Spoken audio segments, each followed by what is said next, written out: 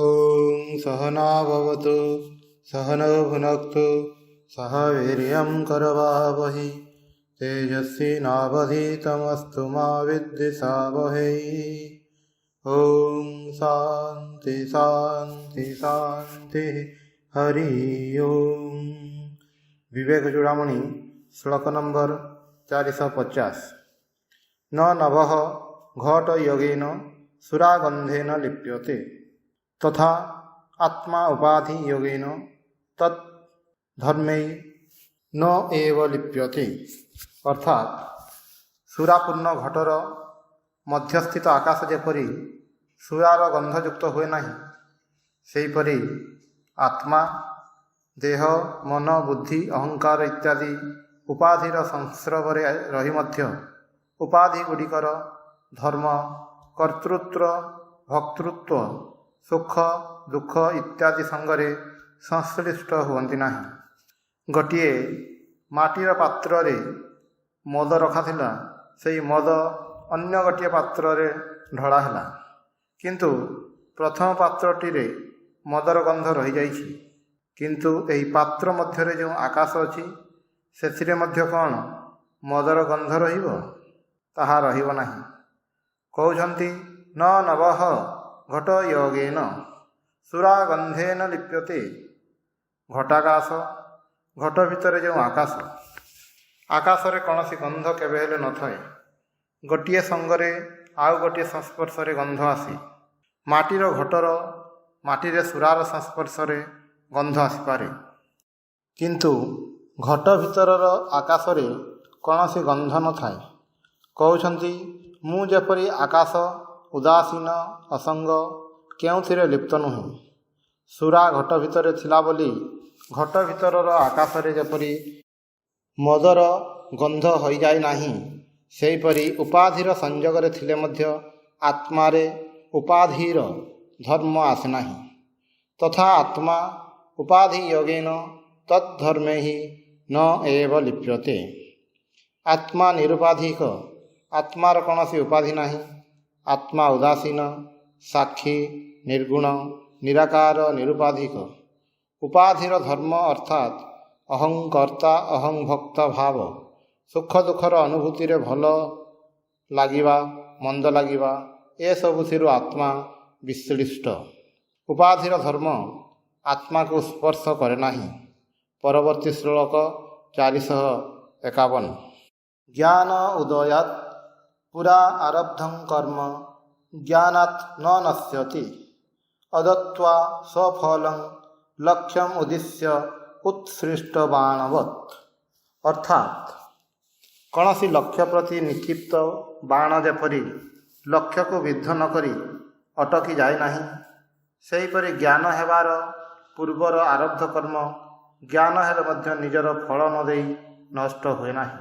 एठारे पुणी प्रारब्ध कर्मर कथा कहउछन्ति। ज्ञान हेले मुक्ति हुए, किंतु प्रारब्ध कर्मर फल ज्ञानी को मध्य भोग करने को हुए। उदाहरण देउछन्ति, कौनसी जिनिस को लक्ष्य करी गोटिए तीर निक्षेप करा होइछि। तीरटी द्रुत गति रे लक्ष्य आड़कू आगे जाउछि, एहाकू कौन मझी रास्ता रे अटकई हेबो? तीरटी निजर लक्ष्य को अवश्य विद्ध करिबो। सेहीपरि ज्ञान उदयात् पूरा आरब्धं कर्म, ज्ञान हेबा पूर्वरु जेउ सब कर्म फल देवा को आरंभ करिछि से गुडिक ज्ञानात् न नश्यति। अर्थात ज्ञान हेले मध्य नष्ट हुए नाही। अदत्वा स्वफलं, फल न देई सेही कर्म गुडिक नष्ट हुए नाही। ज्ञान हेले संचित कर्म और आगामी कर्म नष्ट हो जाए, किंतु प्रारब्ध कर्म नष्ट हुए नाही। प्रारब्ध कर्म फल अवश्य प्रसव करिबो। ताहा सेही लक्ष्य प्रति निक्षिप्त होइथिबा तीर परि लक्ष्यम उद्देश्य उत्सृष्ट बाणवत्। किंतु ज्ञानी प्रारब्ध फल भोग कले मध्य ता पई तांकर कौनसी विकार हुए नाही। या पर श्लोक नंबर 452। व्याघ्र बुद्ध्या विनिर्मुक्तः बाणः पश्चात् तु गमतौ न तिष्ठति छिन्नत्येव लक्ष्यं वेगेन निर्भरम्। अर्थात सम्मुखरे गोटे ପଶୁକୁ ଦେଖି ବାଘ ମନେକରି ବାଣ ତ୍ୟାଗ କରିବା ପରେ ଯଦି ବୁଝାଯାଏ ତାହା ବାଘ ନୁହେଁ, ଗାଈ, ତାହେଲେ ମଧ୍ୟ ସେହି ନିକ୍ଷିପ୍ତ ବାଣ ଆଉ ମଝି ପଥରେ ଅଟକେ ନାହିଁ। ତାହା ତୀବ୍ର ଗତିରେ ଲକ୍ଷ୍ୟ ପ୍ରାଣୀକୁ ଛିନ୍ନ କରି ପକାଏ। କହୁଛନ୍ତି ବ୍ୟାଘ୍ର ବୁଦ୍ଧ୍ୟ ବିନିର୍ମୁକ୍ତ ବାଣ ପଶ୍ଚାତ୍ ତୁ ଗମତୋ। ବ୍ୟାଘ୍ର ବୁଦ୍ଧିରେ ଅର୍ଥାତ୍ ବାଘ ମନେକରି ହାତରୁ ବାଣ ନିକ୍ଷିପ୍ତ ହୋଇଯାଇଛି, କିନ୍ତୁ ପରେ ବୁଝାଗଲା ତାହା ବାଘ ନୁହେଁ, ଗୋଟିଏ ଗାଈ ମାତ୍ର। ଏହା ବୁଝିଲେ ମଧ୍ୟ ତୀରଟିକୁ ଆଉ ଫେରାଇ ଆଣି ହେବ ନାହିଁ। ନ ତିଷ୍ଠତି ଛିନ୍ନତି ଏବ ଲକ୍ଷ୍ୟଂ ବେଗେନ ନିର୍ଭରମ୍। ସେହି ବାଣ ଆଉ ଅଟକି ଯାଏ ନାହିଁ, ତାହା ଅତ୍ୟନ୍ତ ବେଗରେ ଯାଇ ଲକ୍ଷ୍ୟ ବସ୍ତୁକୁ ଛିନ୍ନ କରେ। ବେଗେନ ନିର୍ଭରମ୍ ଅର୍ଥାତ୍ ଜୋରରେ ଯାଇ ତାହା ତାହାର ଲକ୍ଷ୍ୟକୁ ଆଘାତ କରିବ, ଗାଈଟିକୁ ମାରିଦେବ। ଏହି ଭାବରେ ହିଁ ପ୍ରାରବ୍ଧ କର୍ମ କାର୍ଯ୍ୟ କରେ। ଆମେ ଅନେକ ସମୟରେ ଦେଖିବାକୁ ପାଉ ଅତ୍ୟନ୍ତ ଭଲ ମଣିଷ ମଧ୍ୟ ଅନେକ ଦୁଃଖ କଷ୍ଟ ପାଏ। ଏପରି ପ୍ରାରବ୍ଧ ଯୋଗୁଁ ହୋଇଥାଏ। ଆମର କେତେ ପ୍ରକାରର କଷ୍ଟ ଅଛି, ଆଧ୍ୟାତ୍ମିକ, ଆଧିଦୈବିକ, ଆଧିଭୌତିକ। ଆଧ୍ୟାତ୍ମିକ କଷ୍ଟ ହେଉଛି ଦେହ ମନର କଷ୍ଟ। ଏହି ଦେହ ମନର କଷ୍ଟ ପ୍ରାରବ୍ଧ ପାଇଁ ହୁଏ। କହୁଛନ୍ତି ଗୋଟିଏ ଜନ୍ତୁକୁ ବାଘ ମନେକରି ତୀର ନିକ୍ଷେପ କଲି, କିନ୍ତୁ କିଛି ସମୟ ପରେ ଦେଖିଲି ତାହା ବାଘ ନୁହେଁ, ଗୋଟିଏ ଗାଈ।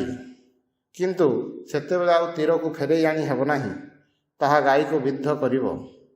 ପ୍ରାରବ୍ଧ ଯୋଗୁଁ ଜ୍ଞାନୀର ମଧ୍ୟ ଏପରି ଭୁଲ ହୋଇପାରେ, କିନ୍ତୁ ସେମାନଙ୍କର ଏହା ପାଇଁ ବେଶୀ କଷ୍ଟ ହୁଏ ନାହିଁ, କାରଣ ସେମାନେ ଦେହଠାରୁ ନିଜକୁ ପୃଥକ୍ ବୋଲି ଉପଲବ୍ଧି କରିଥାନ୍ତି। ପରବର୍ତ୍ତୀ ଶ୍ଲୋକ 453। ପ୍ରାରବ୍ଧଂ ବଳବତ୍ତରଂ ଖଲୁ ବିଦ୍ୟାଂ ଭୋଗେନ ତସ୍ୟ କ୍ଷୟଃ ସମ୍ୟକ୍ ଜ୍ଞାନ ହୁତାସନେନ ବିଲୟଃ ପ୍ରାକ୍ ସଞ୍ଚିତ ଆଗାମୀନାମ୍। ବ୍ରହ୍ମାତ୍ମୈକ୍ୟମ୍ ଅବେକ୍ଷ୍ୟ ତନ୍ମୟତୟା ୟେ ସର୍ବଦା ସଂସ୍ଥିତାଃ ତେଷାଂ ତତ୍ ତ୍ରିତୟଂ ନ ହି କଚିତ୍ ଅପି ବ୍ରହ୍ମୈବ ତେ ନିର୍ଗୁଣମ୍। ଅର୍ଥାତ୍ ଆତ୍ମଜ୍ଞାନୀ ବ୍ୟକ୍ତିମାନଙ୍କ ପକ୍ଷରେ ମଧ୍ୟ ପ୍ରାରବ୍ଧ କର୍ମ ନିଶ୍ଚିତ ଭାବରେ ଫଳପ୍ରଦ ହୁଏ। ଭୋଗରେ ହିଁ ତାହାର କ୍ଷୟ। ପୂର୍ଣ୍ଣ ଜ୍ଞାନ ହେଲେ ସେହି ଜ୍ଞାନାଗ୍ନିରେ ପୂର୍ବର ସଞ୍ଚିତ କର୍ମ ଓ ଆଗାମୀ କର୍ମ ନାଶ ହୋଇଯାଏ। ବ୍ରହ୍ମ ଓ ଆତ୍ମାର ଏକତ୍ୱ ଦର୍ଶନ କରି ଯେଉଁମାନେ ନିରନ୍ତର ତନ୍ମୟ ହୋଇ ଅବସ୍ଥାନ କରନ୍ତି, ସେମାନଙ୍କୁ କୌଣସି କାଳରେ ଏହି ତିନୋଟି ଅର୍ଥାତ୍ ସଞ୍ଚିତ କର୍ମ, ପ୍ରାରବ୍ଧ କର୍ମ ଓ ଆଗାମୀ କର୍ମ ସ୍ପର୍ଶ କରିପାରେ ନାହିଁ। ସେମାନେ ବ୍ରହ୍ମ ହିଁ, ତେଣୁ ନିର୍ଗୁଣ। କହୁଛନ୍ତି ବିଦାଂ ଖଲୁ ବଳବତ୍ତରଂ ପ୍ରାରବ୍ଧଂ। ଯେଉଁମାନେ ଜ୍ଞାନୀ ସେମାନଙ୍କ କ୍ଷେତ୍ରରେ ମଧ୍ୟ ପ୍ରାରବ୍ଧ କର୍ମ ଅବଧାରିତ ଭାବେ ଫଳପ୍ରଦ ହୁଏ। ତସ୍ୟ ଭୋଗେନ କ୍ଷୟଃ। ଭୋଗରେ ହିଁ ଏହାର କ୍ଷୟ ହୁଏ। ଭୋଗ ନ କଲେ ପ୍ରାରବ୍ଧ କର୍ମର କ୍ଷୟ ହୁଏ ନାହିଁ। ଅନ୍ୟ ସବୁ କର୍ମ ଜ୍ଞାନ ହେଲେ ନଷ୍ଟ ହୋଇଯାଏ, କିନ୍ତୁ ପ୍ରାରବ୍ଧ ନଷ୍ଟ ହୁଏ ନାହିଁ। କହୁଛନ୍ତି ପ୍ରାକ୍ ସଞ୍ଚିତ ଆଗାମୀନାମ୍। ପୂର୍ବର ସଞ୍ଚିତ କର୍ମ ଓ ଭବିଷ୍ୟତର ଯେଉଁ କର୍ମ ହୋଇପାରେ ସେଗୁଡ଼ିକୁ ସବୁ ସମ୍ୟକ୍ ଜ୍ଞାନ ହୁତାସନେନ ବିଲୟଃ। ଜ୍ଞାନାଗ୍ନିରେ ନଷ୍ଟ ହୋଇଯାଏ, କିନ୍ତୁ ପ୍ରାରବ୍ଧ ଯାଏ ନାହିଁ। ପ୍ରାରବ୍ଧ ନ ଗଲେ ମଧ୍ୟ ଜ୍ଞାନୀଙ୍କୁ ପ୍ରାରବ୍ଧର ଫଳ ସାଧାରଣ ଲୋକଙ୍କ ପରି ସ୍ପର୍ଶ କରିପାରେ ନାହିଁ, କାରଣ ବ୍ରହ୍ମଙ୍କୁ ଜାଣି ସେ ବ୍ରହ୍ମ ହିଁ ହୋଇଯାଇଛନ୍ତି। କହୁଛନ୍ତି ସମ୍ୟକ୍ ଜ୍ଞାନଃ ମାନେ ମୁଁ ପରମାତ୍ମା, ଏହି ଜ୍ଞାନ। ବ୍ରହ୍ମ ଓ ଆତ୍ମା ଏକ, ଏହି ଜ୍ଞାନ। ଏହା ଯଦି ହୁଏ ତାହେଲେ ମୋର ସଞ୍ଚିତ ଓ ଆଗାମୀ କର୍ମ ନଷ୍ଟ ହୋଇଯାଏ। ବ୍ରହ୍ମ ଆତ୍ମା ଐକ୍ୟମ୍ ଅବେକ୍ଷ୍ୟ ବ୍ରହ୍ମ ଓ ଆତ୍ମାର ଐକ୍ୟ ଦର୍ଶନ କରି ଅର୍ଥାତ୍ ଅନୁଭବ କରି, ଉପଲବ୍ଧି କରି ତନ୍ମୟତୟା ୟେ ସର୍ବଦା ସଂସ୍ଥିତାଃ। ତତ୍ମୟ ଅର୍ଥାତ୍ ବ୍ରହ୍ମମୟ ହୋଇ ଯେଉଁମାନେ ସର୍ବଦା ଅବସ୍ଥିତ, ତେଷାଂ ସେହି ସକଳ ଜ୍ଞାନୀ ବ୍ୟକ୍ତିମାନଙ୍କର ତତ୍ ତ୍ରିତୟଂ ନ ହି କଚିତ୍ ଅପି ବ୍ରହ୍ମୈବ ନିର୍ଗୁଣମ୍। ସେହି ତ୍ରିତୟ ସେମାନଙ୍କୁ କଚିତ୍ ଅପି କେବେ ହେଲେ ସ୍ପର୍ଶ କରେ ନାହିଁ। ତ୍ରିତୟଂ ଅର୍ଥାତ୍ ସଞ୍ଚିତ କର୍ମ, ପ୍ରାରବ୍ଧ କର୍ମ ଓ ଆଗାମୀ କର୍ମ, ଏହି ତିନୋଟି ହିଁ ସେମାନଙ୍କୁ ସ୍ପର୍ଶ କରେ ନାହିଁ। ସଞ୍ଚିତ କର୍ମ ଜ୍ଞାନ ହେଲେ ନଷ୍ଟ ହୋଇଯାଏ, ଆଗାମୀ କର୍ମ ଉତ୍ପନ୍ନ ହୋଇପାରେ ନାହିଁ। କାରଣ ସେମାନଙ୍କର ମୁଁ କର୍ତ୍ତା ଏହି ଭାବ ନଥାଏ। ଆଉ ପ୍ରାରବ୍ଧ ଯଦିଓ ଫଳ ପ୍ରସବ କରେ, ତାହାର ଫଳ ସେମାନଙ୍କର ଦେହ ମନ ଉପର ଦେଇ ହିଁ ଭୋଗ ହୁଏ। ସେମାନେ ସର୍ବଦା ବ୍ରହ୍ମ ସ୍ୱରୂପରେ ଅବସ୍ଥାନ କରନ୍ତି ବୋଲି ଏସବୁ ସେମାନଙ୍କୁ ସ୍ପର୍ଶ କରିପାରେ ନାହିଁ। ବ୍ରହ୍ମୈବ ତେ ନିର୍ଗୁଣଂ, ବ୍ରହ୍ମଙ୍କୁ ଜାଣି ସେମାନେ ମଧ୍ୟ ବ୍ରହ୍ମ ସଦୃଶ ନିର୍ଗୁଣ ହୋଇଯାଇଛନ୍ତି। କୌଣସି ବିଶେଷଣ ଦେଇ ସେମାନଙ୍କୁ ବିଶେଷିତ କରାଯାଇ ନାହିଁ। ସେମାନଙ୍କର ମୁଁ ଓ ମୋର ଭାବ ଦୂରେଇ ଯାଇଛି। ତେଣୁ ଦେହ ଓ ମନର କଷ୍ଟକୁ ଗ୍ରାହ୍ୟ କରନ୍ତି ନାହିଁ। ପ୍ରାରବ୍ଧର ଭୋଗ ସେମାନଙ୍କର ଦେହ ମନ ଉପର ଦେଇ ହିଁ ହୋଇଯାଏ। ସେମାନଙ୍କ ଭିତରେ କୌଣସି ବିକାର ଆଣିପାରେ ନାହିଁ। ଏହାପରେ ଶ୍ଲୋକ ନମ୍ବର 454। ଉପାଧି ତାଦାତ୍ମ୍ୟ ବିହୀନ କେବଳ ବ୍ରହ୍ମ ଆତ୍ମନ୍ୟ ଏବ ଆତ୍ମନି ତିଷ୍ଠତଃ ମୁନେଃ ପ୍ରାରବ୍ଧ ସଦ୍ଭାବ କଥା ନ ୟୁକ୍ତା ସ୍ୱପ୍ନାର୍ଥ ସମ୍ବନ୍ଧ କୋଥେବ ଜାଗ୍ରତଃ। ଅର୍ଥାତ୍ ଯେପରି ଜାଗ୍ରତ ବ୍ୟକ୍ତିର ସ୍ୱପ୍ନରେ ଦେଖା ବସ୍ତୁ ଓ ଘଟଣାବଳୀ ସଙ୍ଗରେ କୌଣସି ବାସ୍ତବ ସମ୍ବନ୍ଧ ନଥାଏ, ସେହିପରି ଦେହ ମନ ଅହଙ୍କାର ଇତ୍ୟାଦି ଉପାଧି ସଙ୍ଗରେ ଯାହାଙ୍କର ତାଦାତ୍ମ୍ୟତା ନାହିଁ, କେବଳ ବ୍ରହ୍ମ ସଙ୍ଗରେ ଏକାତ୍ମ ହୋଇ ନିଜର ଆତ୍ମାରେ ଯିଏ ଅବସ୍ଥାନ କରୁଛନ୍ତି, ସେହି ମନନଶୀଳ ବିଦ୍ୱାନ ବ୍ୟକ୍ତିର ପ୍ରାରବ୍ଧ କର୍ମ ସଙ୍ଗରେ ସଂସ୍ରବର ସମ୍ଭାବନା ମଧ୍ୟ ଯୁକ୍ତିଯୁକ୍ତ ନୁହେଁ। ଜୀବନ୍ମୁକ୍ତ ପୁରୁଷ କିପରି ହୁଅନ୍ତି ସେ କଥା ପୂର୍ବରୁ ମଧ୍ୟ କୁହାଯାଇଛି। ବର୍ତ୍ତମାନ ଆହୁରି ଗଭୀରରେ ଯାଉଛନ୍ତି। ଉପାଧି ବିଷୟରେ କହୁଛନ୍ତି। ଉପାଧି ହେଉଛି ଯାହା ସହଜାତ ନୁହେଁ, ଅର୍ଜନ କରିଥିବା ଜିନିଷ। ଆମର ଦେହ ଗୋଟିଏ ଉପାଧି। ଏହାକୁ ଯେପରି ଆତ୍ମା ଉପରେ ଆରୋପ କରାହୋଇଛି, ଦେହ ଉପରେ ଯେପରି ଆମେ ଜାମା ପ୍ରଭୃତି ପିନ୍ଧିଥାଉ। କହୁଛନ୍ତି ଉପାଧି ତାଦାତ୍ମ୍ୟ ବିହୀନ। ଉପାଧି ମାନେ ଦେହ ମନ ଅହଙ୍କାର ସଂକ୍ରାନ୍ତ ଯାହା କିଛି ଅଛି, ସେସବୁ ସଙ୍ଗରେ ଯିଏ ତାଦାତ୍ମ୍ୟ ବିହୀନ ମାନେ ନିଜକୁ ଯୁକ୍ତ କରୁନାହାନ୍ତି। କେବଳ ବ୍ରହ୍ମ ଆତ୍ମନା ଏବ ଆତ୍ମନି ତିଷ୍ଠତଃ ମୁନେଃ। ଏହି କେବଳ ଶବ୍ଦଟା ଅତ୍ୟନ୍ତ ଅର୍ଥବହ। କେବଳ ମାନେ ଶୁଦ୍ଧ ଆତ୍ମା, ଅନ୍ୟ କିଛି ନୁହେଁ। ଏହି ଦେହ ଇତ୍ୟାଦି ସଙ୍ଗରେ ତାଦାତ୍ମ୍ୟତା ଚାଲିଯାଇଛି। ମୁଁ କେବଳ ବ୍ରହ୍ମ, ଏହା ବୁଝିଯାଇଛି। ଅହଂ ବ୍ରହ୍ମାସ୍ମି, ଏହା ମୁଁ ବେଶ୍ ଭଲ ଭାବରେ ଜାଣିଛି। ଏପରି ଯାହାଙ୍କର ଅନୁଭବ, ସେ କ'ଣ କରୁଛନ୍ତି? ଆତ୍ମନି ତିଷ୍ଠତଃ, ଆତ୍ମାରେ ଅବସ୍ଥାନ କରୁଛନ୍ତି। ନିଜର ସ୍ୱରୂପରେ ନିଜେ ଅବସ୍ଥାନ କରୁଛନ୍ତି। ସୁଖରେ ଅବସ୍ଥାନ କରୁଛନ୍ତି। ଏହା ଯଦି ହୁଏ, ତାହେଲେ ଆଉ ବାହାରର କିଛି ହେଲେ ତାଙ୍କୁ ସ୍ପର୍ଶ କରିପାରିବ ନାହିଁ। କାହାର ଏପରି ହୁଏ? ମୁନେଃ, ଅର୍ଥାତ୍ ଯିଏ ମନନଶୀଳ ଜ୍ଞାନୀ, ତାଙ୍କର ଏପରି ହୋଇଥାଏ। ତାପରେ କହୁଛନ୍ତି ଜାଗ୍ରତ ସ୍ୱପ୍ନ ଅର୍ଥ ସମ୍ବନ୍ଧ କଥା ଇବ। ଜାଗ୍ରତ ଅର୍ଥାତ୍ ଯିଏ ଜାଗିଛନ୍ତି, ଏହିପରି ବ୍ୟକ୍ତିଙ୍କର ସେ ମଧ୍ୟ ଯେତେବେଳେ ଶୁଅନ୍ତି ସେତେବେଳେ କେତେ କ'ଣ ସ୍ୱପ୍ନ ଦେଖନ୍ତି। କିନ୍ତୁ ସ୍ୱପ୍ନର ସେସବୁ ବିଷୟ ସହିତ ଜାଗ୍ରତ ବ୍ୟକ୍ତିର କ'ଣ କୌଣସି ବାସ୍ତବ ସମ୍ବନ୍ଧ ଅଛି? ସ୍ୱପ୍ନ ଅର୍ଥ ସମ୍ବନ୍ଧ କଥା ଇବ। ସ୍ୱପ୍ନରେ ଦେଖା ବସ୍ତୁ ସଙ୍ଗରେ ଜାଗ୍ରତ ବ୍ୟକ୍ତିର ଯେପରି ସମ୍ବନ୍ଧ, ସେହିପରି ହିଁ ସମ୍ବନ୍ଧ ଜ୍ଞାନୀ ସଙ୍ଗରେ ପ୍ରାରବ୍ଧର ଅର୍ଥାତ୍ କୌଣସି ସମ୍ବନ୍ଧ ହିଁ ନାହିଁ। ପ୍ରାରବ୍ଧ ସଦ୍ଭାବ କଥା ନ ୟୁକ୍ତା। ସ୍ୱପ୍ନରେ ଯାହା ଦେଖୁଛନ୍ତି ତାହା ଯେପରି ଜାଗିଲା ପରେ ବୁଝିପାରୁଛନ୍ତି, ବାସ୍ତବ ନୁହେଁ, ସେହିପରି ପ୍ରାରବ୍ଧର କୌଣସି ଅସ୍ତିତ୍ୱ ଅଛି ବୋଲି ଜ୍ଞାନୀର ଆଉ ବୋଧ ହୁଏ ନାହିଁ। ଅର୍ଥାତ୍ ପ୍ରାରବ୍ଧ ତାଙ୍କୁ ଆଉ ସ୍ପର୍ଶ କରେ ନାହିଁ। ପ୍ରାରବ୍ଧ ସଙ୍ଗରେ ତାଙ୍କର କୌଣସି ସମ୍ବନ୍ଧ ନାହିଁ। ବ୍ରହ୍ମଜ୍ଞ ପୁରୁଷ ଯେପରି ଗୋଟିଏ ଲୌହ ବର୍ମ ପିନ୍ଧି ରହିଛନ୍ତି।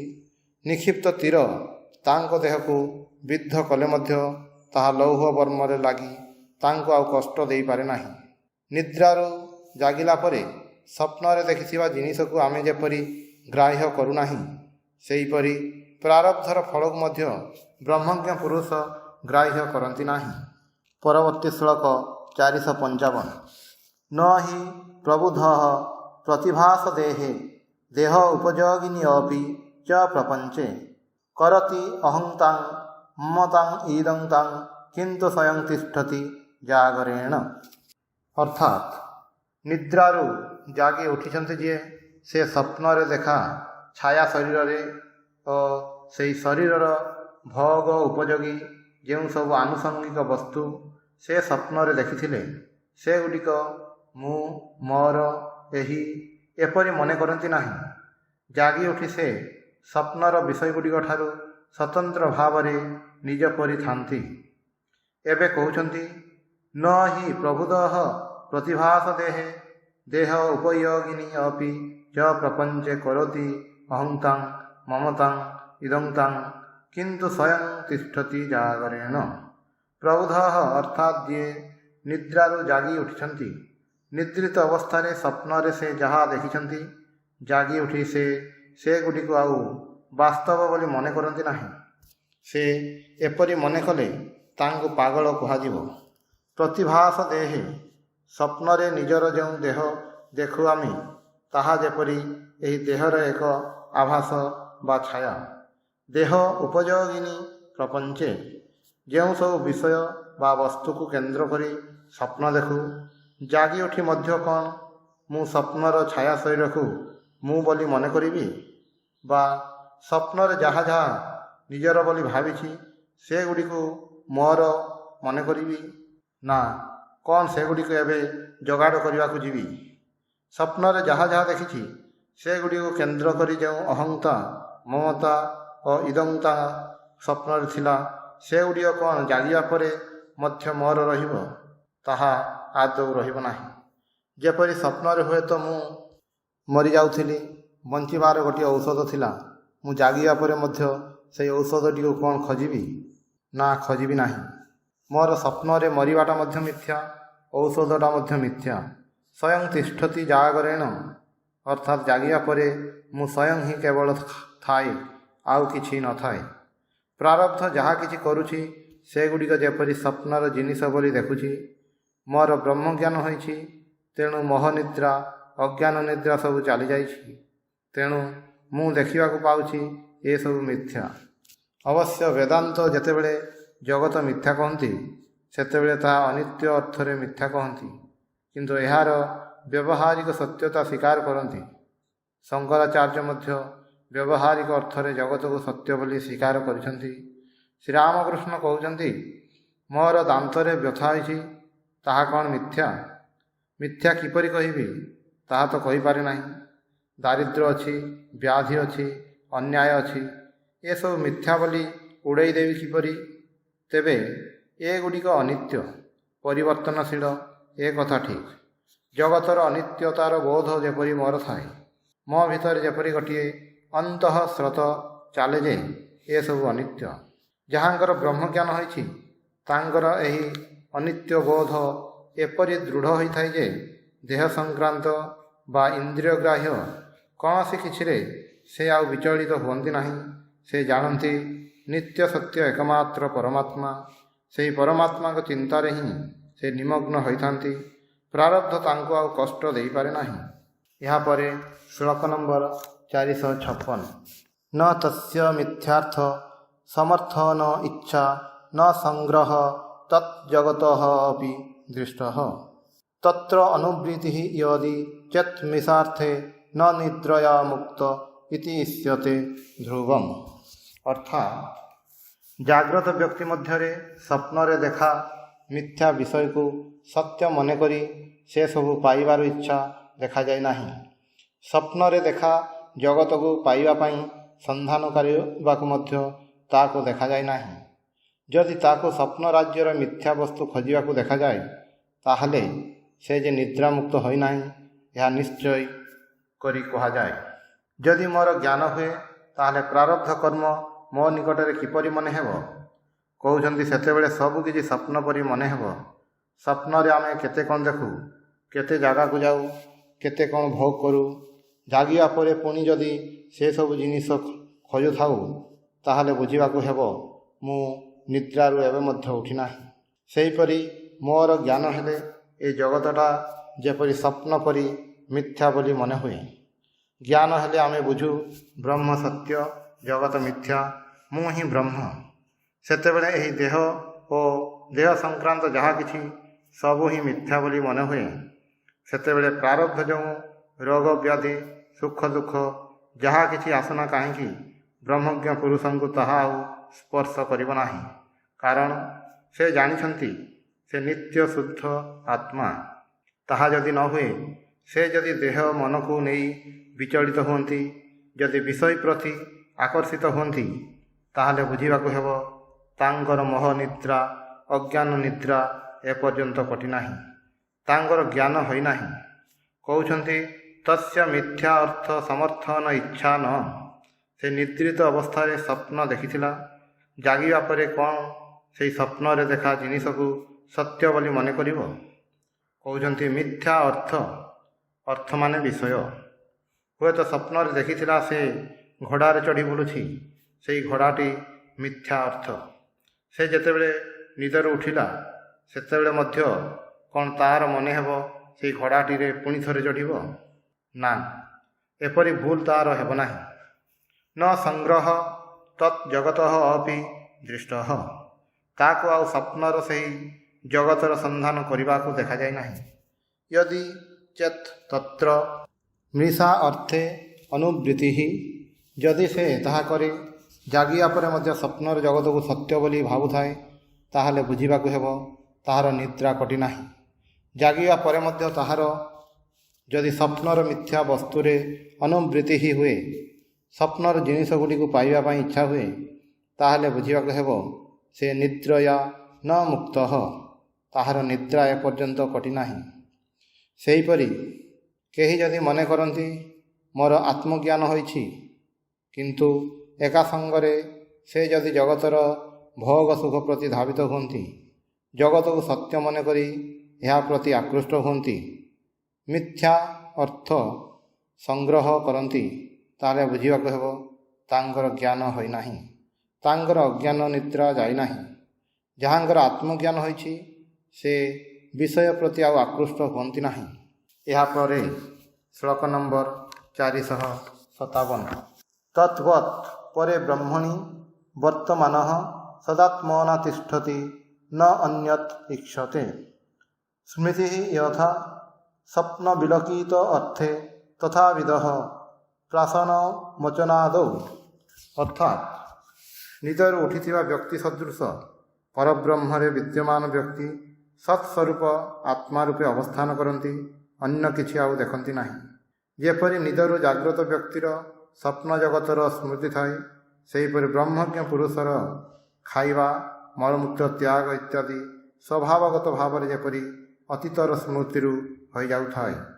ଯାହାଙ୍କର ଜ୍ଞାନ ହୋଇଛି ସେ ବୁଝିଛନ୍ତି ଯେ ଏହି ଦେହରୁ ସେ ପୃଥକ୍, ଏହି ଦେହଟା ଅନିତ୍ୟ ମିଥ୍ୟା, କିନ୍ତୁ ସେ ନିତ୍ୟ ଶୁଦ୍ଧ ବୁଦ୍ଧ ମୁକ୍ତ ଆତ୍ମା।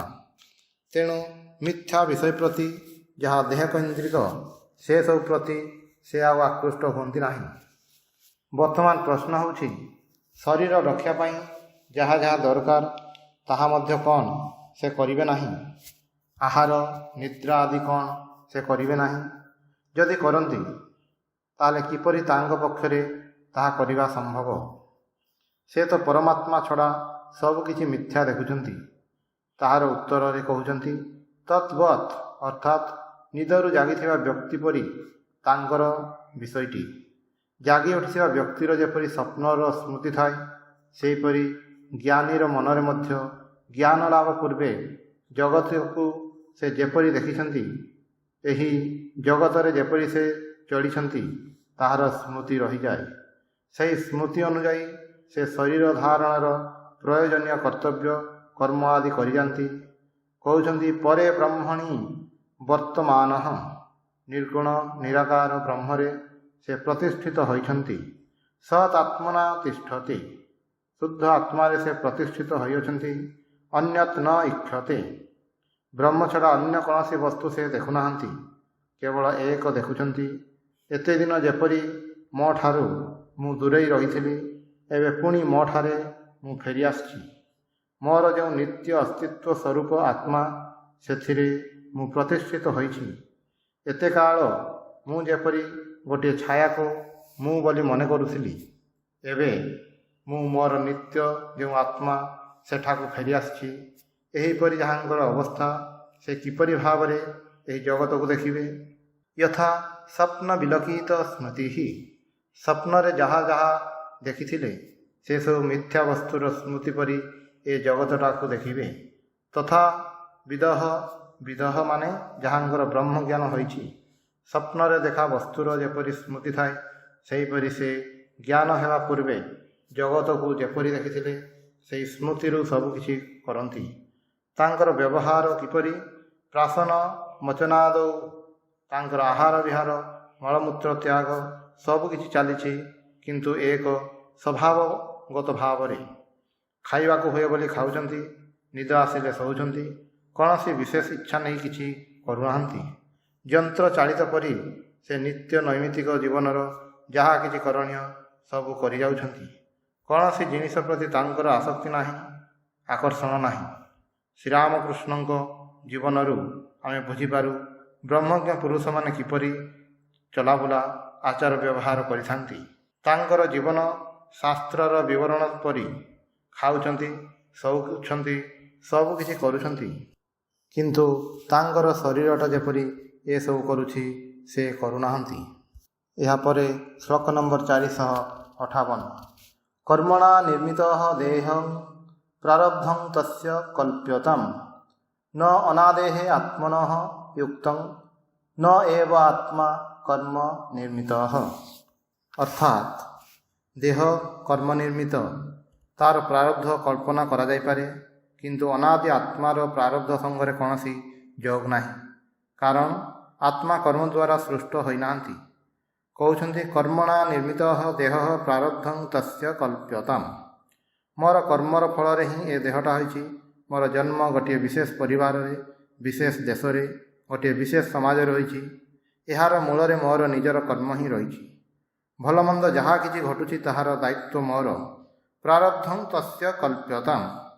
ଦେହ କର୍ମ ଦ୍ୱାରା ନିର୍ମିତ, କାର୍ଯ୍ୟତ ତାହାର ପ୍ରାରବ୍ଧ ହୋଇପାରେ। ଶରୀର ସଙ୍ଗରେ ହିଁ ପ୍ରାରବ୍ଧର ସମ୍ପର୍କ ହୋଇପାରେ, କିନ୍ତୁ ଆତ୍ମା ତ ଅନାଦି ଅନନ୍ତ। ତାହାର ଜନ୍ମ ନାହିଁ କିମ୍ବା ମୃତ୍ୟୁ ମଧ୍ୟ ନାହିଁ। ନ ଅନାଦେଃ ଆତ୍ମନଃ ୟୁକ୍ତଂ। ଅନାଦି ଆତ୍ମା ସଙ୍ଗରେ ପ୍ରାରବ୍ଧର କୌଣସି ଯୋଗ ନାହିଁ। ଯିଏ ନିତ୍ୟ ବସ୍ତୁ, ଯାହାର ଜନ୍ମ ହୋଇନାହିଁ, ତାହାର ପୁଣି ପ୍ରାରବ୍ଧ କ'ଣ? ତାହାର ପ୍ରାରବ୍ଧ ନାହିଁ। ନ ଏବ ଆତ୍ମା କର୍ମ ନିର୍ମିତଃ। ଆତ୍ମା କେବେ ହେଲେ କର୍ମ ଦ୍ୱାରା ସୃଷ୍ଟି ହୋଇନାହାନ୍ତି। କାର୍ଯ୍ୟତଃ ତାଙ୍କ ସଙ୍ଗରେ ପ୍ରାରବ୍ଧ କର୍ମର କୌଣସି ଯୋଗ ରହିପାରେ ନାହିଁ। ଯିଏ ଜ୍ଞାନୀ ସେ ଆତ୍ମସ୍ୱରୂପ। ସେ ଜାଣନ୍ତି ସେ ଦେହ ନୁହନ୍ତି, ଆତ୍ମା। ପ୍ରାରବ୍ଧ ତାଙ୍କ ଦେହକୁ ସ୍ପର୍ଶ କରେ, ତାଙ୍କୁ କିଛି କରିପାରେ ନାହିଁ। ଓମ୍ ଶାନ୍ତି ଶାନ୍ତି ଶାନ୍ତି। ହରି ଓମ୍ ତତ୍ସତ୍।